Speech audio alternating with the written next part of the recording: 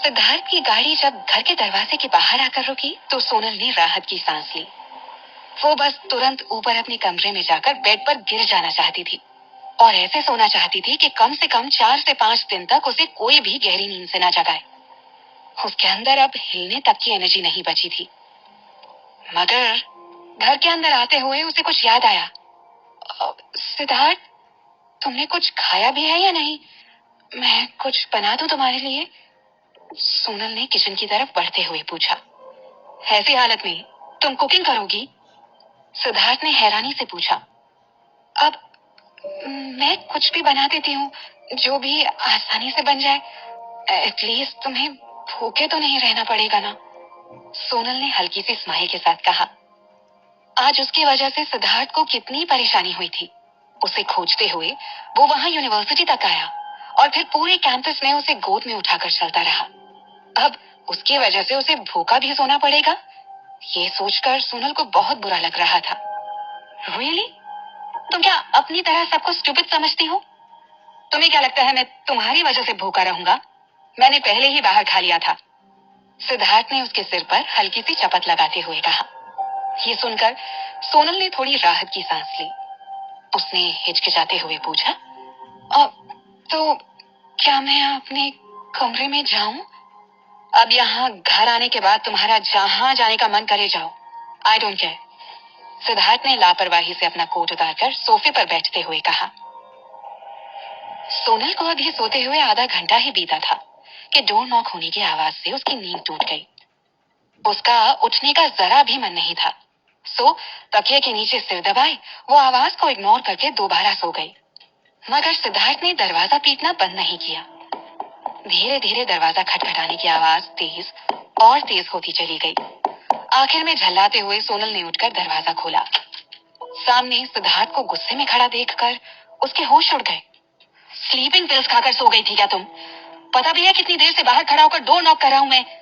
सिद्धार्थ ने गुस्से में उसे डांटते हुए पूछा। मगर बात क्या है? सोनल ने अनमने मन से पूछा। चलो नीचे चलकर खाना खा लो, सिद्धार्थ ने कहा और नीचे की तरफ जाने लगा। खाना? तो क्या जब वो सो रही थी तो सिद्धार्थ उसके लिए खाना बना रहा था? मगर मुझे मुझे जरा भी भूख नहीं है, सोनल ने हिचकिचाते हुए कहा। आई मीन ऐसी हालत में भूख कैसे लगती है यार? वो बस सोना चाहती थी। मैंने तुम्हें ऑप्शन नहीं दिया है, ऑर्डर दे रहा हूं तुम्हें। चुपचाप नीचे आकर खाना खाओ, कहते हुए वो सीढ़ियों से उतरने लगा। सोनल मन मारकर उसके पीछे पीछे नीचे जाने लगी। नीचे आते ही सिद्धार्थ ने उसे आंखें दिखाते हुए डाइनिंग टेबल के पास बैठने का इशारा किया। सोनल बिना कुछ बोले चुपचाप बैठ गई। टेबल पर एक बोल में खिचड़ी और एक प्लेट में चावल रखे थे। इसके साथ ही वहां पर और भी ढेर सारी कलरफुल और टेस्टी डिशेस पड़ी हुई थी। सोनल हैरान होकर ये सब देख रही थी। ये सब तुमने बनाया? उसने हैरानी से टेबल पर पड़ी डिशेस की तरफ देखते हुए पूछा। तुम्हें मैं कहां से कुक नजर आता हूँ, वो भी इतना अच्छा? सिद्धार्थ ने एक प्लेट उठाते हुए कहा। ये मैंने अभी ऑर्डर करके रेस्टोरेंट से मंगवाया है। हाँ डोंट वरी, ये सब एकदम फ्रेश फूड्स हैं, तो तुम खा सकती हो। अब मगर तुम्हें नहीं लगता कि ये सब मेरे लिए बहुत ज्यादा स्पाइसी और ऑयली है? सोनल ने खाने की तरफ देखकर कहा। किसने कहा ये सब तुम्हारे लिए है? सिद्धार्थ ने उसकी तरफ एक तिरछी सी स्माइल देते हुए कहा। ये सब खाना मेरे लिए है और ये खिचड़ी तुम्हारे लिए है, कहते हुए उसने खिचड़ी का बोल सरका कर उसके आगे कर दिया। टेबल पर बहुत सारा खाना रखा था। सिद्धार्थ ने तो कहा था कि उसने खाना खा लिया था, तो फिर ये सब? तुमने मुझसे झूठ बोला था ना? तुमने पूरे दिन खाना नहीं खाया था, है ना? सोनल ने सिद्धार्थ की आंखों में देखते हुए पूछा। सोनल से नजरें मिलाते ही खाना खाते हुए सिद्धार्थ को खांसी आ गई। क्यों? मैं दोबारा नहीं खा सकता? मैंने खा लिया था, मगर अब मुझे दोबारा भूख लग रही है, इसलिए फिर से खा रहा हूँ।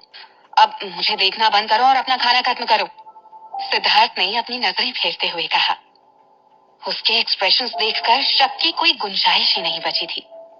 सोनल को यकीन ही नहीं हो रहा था कि हमेशा इतने नखरे दिखाने वाला सिद्धार्थ आज पूरा दिन बिना खाए बस उसी की हेल्प कर रहा था।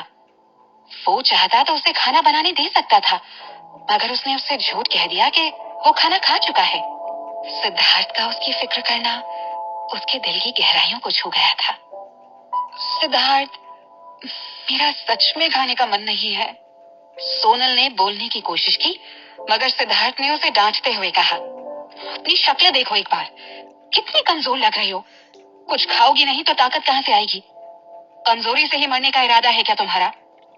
अब एक काम करती हूँ ना, मैं ये फ्रिज में रख देती हूँ, सुबह से खा लूंगी, सोनल ने बोल उठाते हुए कहा।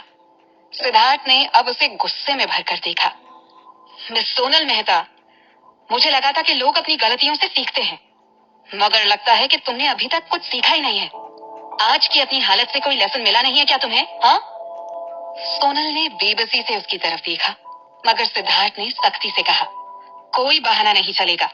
10 मिनट के अंदर पूरा खाना खत्म हो जाना चाहिए।